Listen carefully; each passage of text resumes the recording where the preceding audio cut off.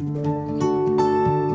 everyone, it's Father Leo with platinggrace.com and a message from our Learning from Leftovers. What did we learn from last week and what can we look forward to and hunger for this week? Well, this past week, our news cycle has been all about the recently deceased former Justice of the Supreme Court, Ruth Bader Ginsburg. May her soul and the souls of all the faithful departed, may they rest in peace. It's been circulating that she died at the cusp of or on the feast of Rosh Hashanah, the Jewish feast day, where it's a time for the end of the year reflection for 10 days leading up to Yom Kippur, a time of atonement. They believe traditionally, and by their own legend, they believe that if you die near or on the day of Rosh Hashanah, that you are a tzadikah, which basically means a righteous one. And I'm not one to judge someone's life. I can only commend them to the mercy of God.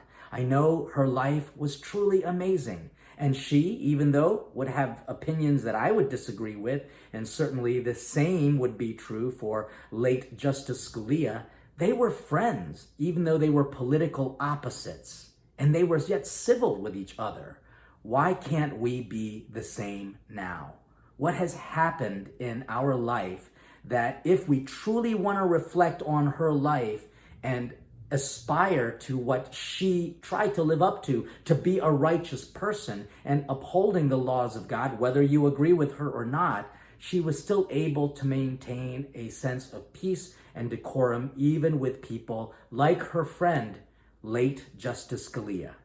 So what I'm thinking is that perhaps the feast day for our Jewish brothers and sisters, Rosh Hashanah, is very much like our Catholic understanding of memento mori, which basically means you will die. Don't you forget it. And this is not something that we need to fear, but really something that we have to, in a sense, prepare for. Because how we live our life on earth, in a sense, determines where we will be in our afterlife.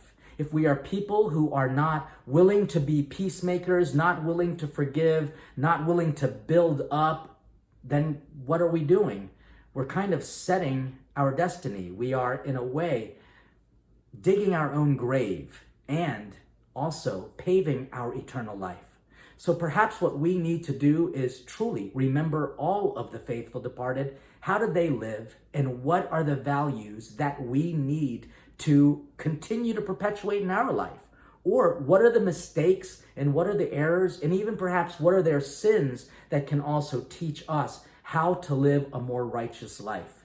And that's something that actually is going to help us carry on for what we're going to be doing in this week. Because in this week's gospel, we hear how the vineyard owner had two sons and he asked both of them to work in the fields. One said yes, but didn't do it.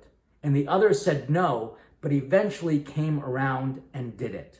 So what I think we need to do is, if we're going to look forward to this week, is ask ourselves if our words and our promises match our actions. And if we really are taking our relationship with God seriously, we're going to try to bring those two realities together. What we want and what we do. What we say and how we act. We need to integrate that a little bit more into our life.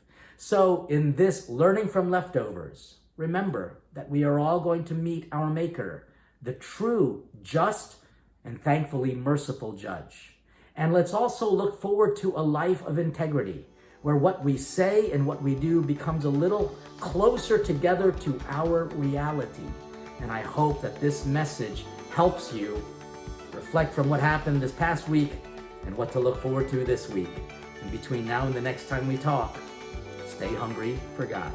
God bless you.